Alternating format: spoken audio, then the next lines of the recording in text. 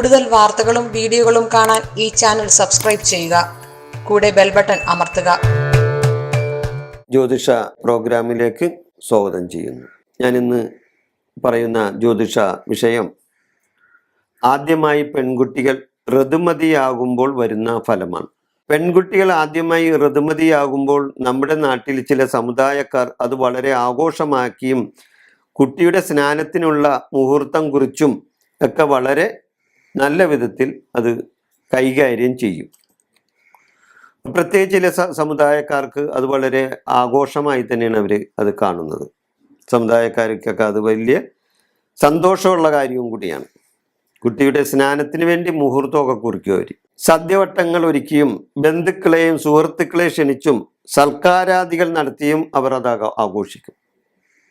സദ്യവട്ടങ്ങളൊക്കെ ഒരുക്കും, ബന്ധുക്കളെയും സുഹൃത്തുക്കളെയൊക്കെ ക്ഷണിക്കും, സൽക്കാരാദി കർമ്മങ്ങളൊക്കെ നടത്തും.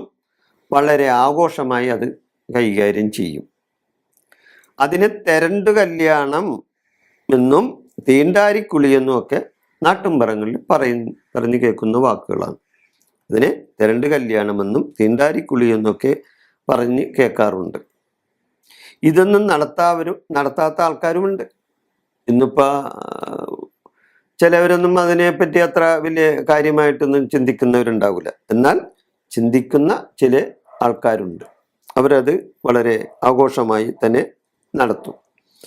മുത്തശ്ശിമാർക്കും മുത്തച്ഛന്മാർക്കും ഇത് വളരെ സന്തോഷം നൽകുന്ന കാര്യമാണ്. ഒരു കുടുംബത്തിലെ മുത്തശ്ശിമാർക്കും മുത്തച്ഛന്മാർക്കും ഒക്കെ ഇത് വളരെ സന്തോഷം നൽകുന്ന ഒരു കാര്യമാണ്. അവരുടെ പിൻതലമുറയിൽ ഒരു പെൺകുട്ടി ഋതുമതിയാകുമ്പോൾ അവർക്ക് വലിയ സന്തോഷം കൊടുക്കും. അത് അവരുടെ പിൻതലമുറയിൽ ഒരു കുട്ടി ഇങ്ങനെ ആകുമ്പോൾ അവർക്ക് വലിയ സന്തോഷമൊക്കെ കിട്ടും. പെൺകുട്ടി പ്രായമായെന്ന് മാതാപിതാക്കളെ ബോധ്യപ്പെടുത്തുന്ന പ്രകൃതിയുടെ നിയമമാണത്. പെൺകുട്ടി പ്രായമായെന്ന് മാതാപിതാക്കളെയും കുടുംബക്കാരെയൊക്കെ അറിയിക്കുന്ന ഒരു പ്രകൃതിയുടെ നിയമമാണ് അത്.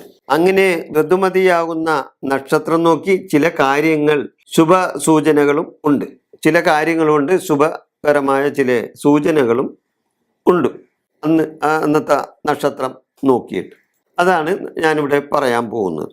അത്തം, ചിത്തിര, ചോതി, വിശാഖം, അനിഴം, ഉത്രം, ഉത്രാടം, ഉത്രട്ടാതി, മൂലം, രേവതി, തിരുവോണം, അവിട്ടം, ചതയം, അശ്വതി, പൂയം, രോഹിണി, മകീരം ഈ നക്ഷത്രങ്ങളിൽ ഋതുമതിയായാൽ ഏറ്റവും ശുഭകരമാണ്.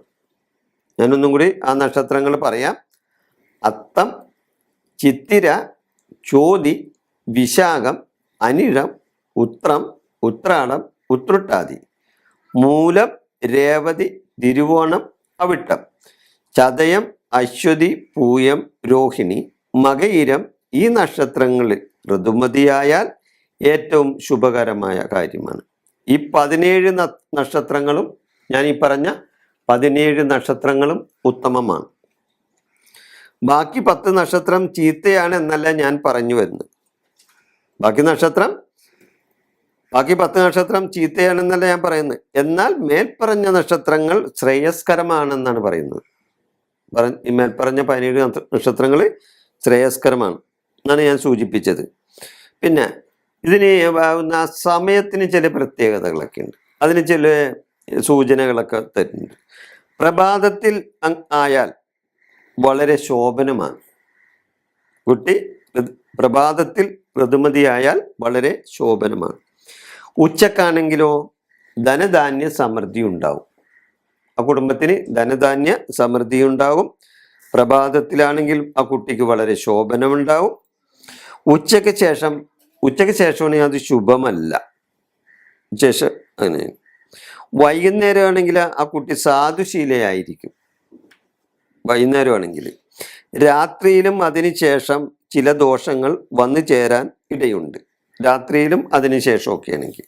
അതുകൂടാതെ ആഴ്ചകൾ, ഞായറാഴ്ച ഋതുമതിയായാൽ വ്യാധിയും വൈദവ്യവും ആ കുട്ടിക്ക് വന്നു ചേരാം.